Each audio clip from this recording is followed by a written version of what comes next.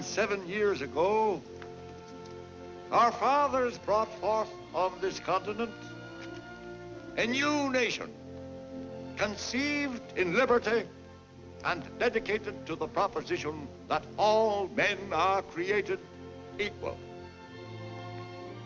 Upon that proposition, this great land of liberty was founded. And to this day, the persecuted, the oppressed, the weary, look upon our shores with eyes of hope.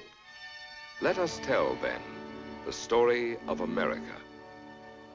In the beginning, when the freedom of man was a vision in the hearts of a few, the pilgrims came to our shores, that they might find a land where God could be worshipped according to a man's own conscience, where man might govern himself and live in peace and understanding with his fellow men. After they had prayed, they rolled up their sleeves and went to work. The building of America had begun. By 1630, nearly 1,000 immigrants had followed the path of freedom to land at Boston Harbor in Massachusetts Bay. Yes, the colonies were growing. The Indians looked on with distrust and alarm as they watched the white man inhabit their hunting grounds. Indians on the warpath. But all this was part of a job that had to be done in this land that had to be settled, so a nation could be born. And after a while, the Indians knew the white man would always be here. So they made peace or moved further west. It seemed a fitting and proper time to give thanks to Almighty God. The colonists raised their voices in jubilation. Well, the new settlements prospered. It looked like everything was going to be all right, until their hard-won personal rights were pierced with a proclamation. Taxes, taxes without representation, a hated tyranny of the old world reaching out to the new. Protest, protest. The answer came swiftly. Soldiers of the king thundered through the streets in the night, seeking out those listed as enemies of the crown. But in a meeting at St. John's Church, give me liberty or give me death! Patrick Henry's speech lighted the torch of liberty. Soon the angry colonists were burning the very goods on which the unjust taxes were levied. Dressed as Indians, they threw bales of tea into Boston Harbor. The die had been cast. The Continental Congress met in grave session. That these united colonies are, and of right ought to be, free and independent states. And a great human document was forged in the fire of patriotic fervor. It proclaimed these truths as self-evident. That all men are created equal, that they are endowed by their Creator with certain unalienable rights, that among these are life, liberty, and the pursuit of happiness. And in the ringing notes of liberty, a new flag was born, when Betsy Ross made a banner of red, white, and blue with 13 stars, each star a state. And the great battles began. Under John Paul Jones, the American Navy fought on. At Valley Forge, the great strength of Washington held the army together. The years of the war were long, dark days in the history of our country. But Washington joined Lafayette at Yorktown. The decisive battle was fought. With sudden finality, the war was over. The Liberty Bell rang out the news. We had won. We were a nation. It was decided that this new nation should have laws by which to govern itself. The Constitution of the United States was written. The states agreed. And to certify that these new laws would work for the people, there was added the Bill of Rights, freedom of worship, freedom of speech, of the press, the right of assembly. James Madison put it this way: in approving this Bill of Rights, we have executed the will of the people. A mighty lot had been accomplished up to now. We had our freedom, our nation, and our first president, George Washington. In the years that followed, the great era of exploration began. This was our nation in the early 1800s. But Thomas Jefferson was president then, and he looked at the map, seeing the vast territory of Louisiana. And he had an idea about all that land. I come before you to ask for an appropriation for the purchase from the French of the province of Louisiana. The Louisiana territory was purchased for about 4 cents an acre. And with fitting and proper ceremony, the stars and stripes were raised over the vast and fertile land. The War of 1812 burst upon our shores with sudden fury, a test by fire for so young a nation. But Andrew Jackson was there with his homespun men of the backwoods. In the harbor at Baltimore, the guns of Fort McHenry blazed defiantly. And here, Francis Scott Key, watching the battle through the night, wrote a song, which he called the Star-Spangled Banner. In 2 years, the war came to an end, and Francis Scott Key was a good prophet. Our flag was still there. We still had our nation, and we had a song for the people to sing. It then seemed expedient to consider all those peoples who lived with us as good neighbors in this hemisphere, and to give warning to foreign powers, to foreign aggressors, for that time and ever after. James Monroe read the text to John Quincy Adams. We owe it, therefore, to candor and to the amicable relations existing between the United States and those powers to declare that we should consider any attempt on their part to extend their system to any portion of this hemisphere as dangerous to our peace and safety. This doctrine was a bulwark to further protect the principles on which this country was founded. Now began the great era of expansion. In the Mexican campaign, Texas was won. And then we acquired the vast territories of California and Oregon. From California, the cry of gold was heard round the world. And from every way the wind blows, adventurers race to this fabulous land of the rich bonanza. But again, storm clouds were gathering over our republic as the northern and southern states of our union took issue. Secession, gentlemen! The people of my state are in favor of it. The truth was self-evident. The United States of America were no longer united. Fort Sumter was fired upon, and the sad news came to a great good man. This was no war of foreign aggression. Both the North and the South believed their cause to be just. The final victory fell to the North, but the people at home had little heart for jubilation. They were only thankful that the weary struggle was at an end. On the hallowed ground at Gettysburg, Abraham Lincoln spoke simply his immortal words. That this nation, under God, shall have a new birth of freedom, and that government of the people, by the people, and for the people, shall not perish from the earth. Mr. Lincoln, rail splitter, lawyer, president, had finished his work. Now began the great era of reconstruction and development. Lumbering prairie schooners rolled over the plains. Lusty, bustling western towns sprang up in 100 places. And a huffing, puffing herald of progress marked a new trail with cinders and black smoke. Long, spike-studded rails had spanned a continent. The iron horse had joined the East and the West. The conquest of the prairies and the mountains and the deserts was ended. But the aged hatreds of the old world were again reaching out to embroil us in conflict. The battleship Maine has been sunk in Havana Harbor with great loss of life. Colonel Theodore Roosevelt, at the head of his own Rough Riders, led the charge at San Juan Hill. After one of the shortest wars in our history, Teddy said goodbye to his regiment and, fulfilling his destiny, became President of the United States. But he never ceased fighting for what he believed to be right. Because only that nation is prepared for peace that knows how to fight. Speak softly, but carry a big stick. The 20th century was growing up when Woodrow Wilson became president, but his years in office were overshadowed by the great human sacrifice that was World War #1. Soon after the beginning of his second term as president, the policy of hands-off could no longer be tolerated. The war message was read in Congress on April 2nd, 1917. 2 million men crossed the ocean to invade the invader. Chateau Thierry and Belleau Wood knew their courage. Then came Saint-Mihiel and the Meuse-Argonne. And finally, when the strange hush of peace fell upon them, they went home.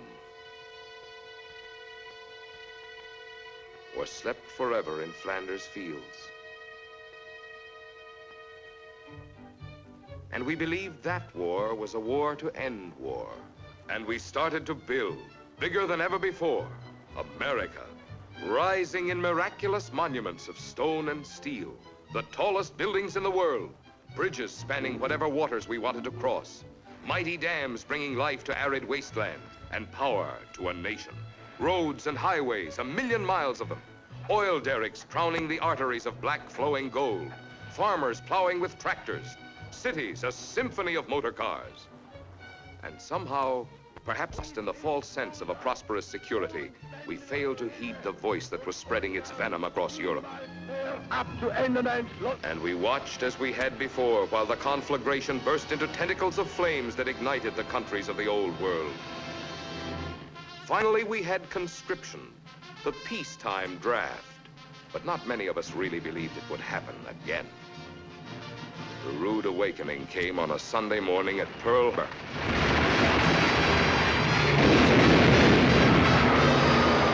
I ask that the Congress declare that since the unprovoked and dastardly attack by Japan on Sunday, December 7th, 1941, a state of war has existed between the United States and the Japanese Empire. Yes, Franklin Delano Roosevelt was our president, and under his leadership, the minds and hearts of America were quickly united in one mighty purpose: to work and fight until that final moment when the despots of tyranny would be destroyed. Such industry as the world had never imagined sprang to life. Shoulder to shoulder, the workers of America fought on the home front. 24 hours, every day, the smoke and fires of the factory filled the skies with defiance. Ringing steel and grinding wheels, trip hammers and jackhammers and welding machines, the wartime song of a nation. Over vast areas of faraway waters, the men of our armed forces challenged the enemy. One by one, we moved through the islands of the Pacific. The pace was heartbreaking. Never before had a series of major invasions been made so far from home. As the landing barges chugged to the beaches to deposit their cargoes of brave and purposeful men, the planes blasted the enemy in their secret places and shot their Zeros from the sky. The great battles at sea held a proud and honored place in our naval history. Admiral Nimitz was there with his ships and men. Yes, the Navy, the Marines, the Army, and the Air Force fighting together, an all-American team. In distant Africa, our men were fighting side by side with the British and the French. In Italy, too, we were battling the hated hordes of Mussolini. In Germany, those in the concentration camps heard the ever-increasing roar of the big bombers flying high over the Reich. The war was coming back to the enemy now. Hitler had said, "No bomb will ever drop on German soil." But they were falling like rain and like thunder. And then, one early morning on the English Channel, the great secret was known to all. Attention! From General Eisenhower to all soldiers, sailors, and airmen of the Allied Expeditionary Force, you are about to embark upon the great crusade toward which we have striven these many months. The eyes of the world are upon you. The hopes and prayers of liberty-loving people everywhere march with you. Good luck. Invasion. The landing on Omaha Beach was a masterpiece of coordination and precision. And that stretch of sand was the threshold to Fortress Europe. In the months that followed, the irresistible might of our armed forces grew daily more evident. They swept across France, driving the enemy before them. Our planes, like avenging eagles, blasted the Luftwaffe out of the sky, or shattered the enemy planes on airfields far within the German border. Everything within the Reich that moved was halted. Day by day, the land forces drove steadily to the Rhine. General Patton reached the river with his Third Army and went on. Our great military leaders, General George Marshall, General Eisenhower, Arnold, Spaatz, with masterful strategy, urged the forces under their commands to press for the final phase of the conflict. In the narrow corridor west of Berlin, the once proud German army was put to final rout. When we entered Berlin, it was a shambles of broken walls, 80% of the once great city in ruins. A sepulchral monument to the egotistical ravings of a madman. But a tragedy had befallen us at home. Franklin Delano Roosevelt's name was added to the others who had died in the service of their country. With the final surrender of the Germans, we turned our unified attention and armed might to the Pacific, where the lines of battle were now close to the shores of Japan.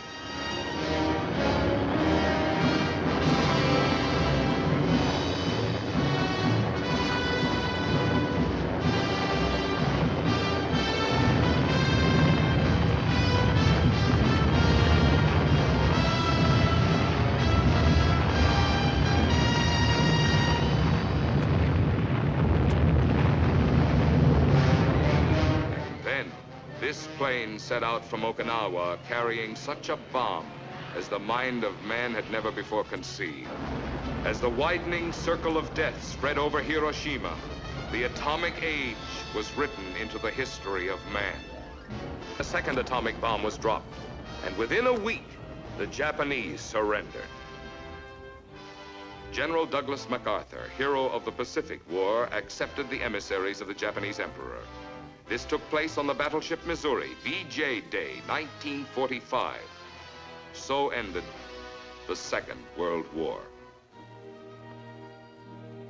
And as before, the soldiers and the sailors came home, or slept forever in a foreign land, dreaming perhaps of restless waves that washed the sacred shores where comrades died.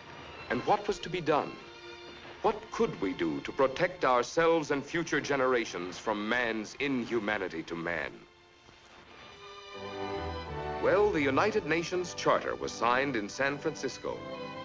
But in the months that followed, and the years, we understood the meaning of a new kind of war, the Cold War.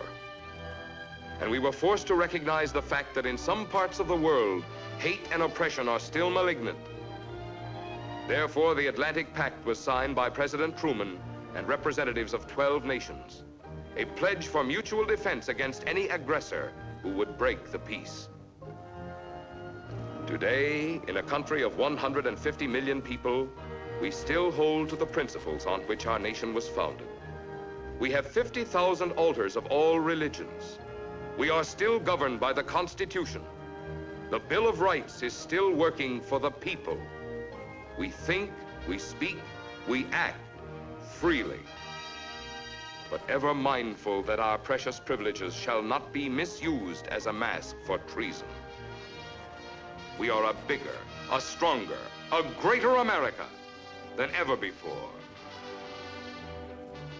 We have been victorious in 6 bitter wars in defense of our birthright. Let those who would destroy us read our history well and take warning. It is written in the blood of our heroes that freedom shall not perish from the earth. My country.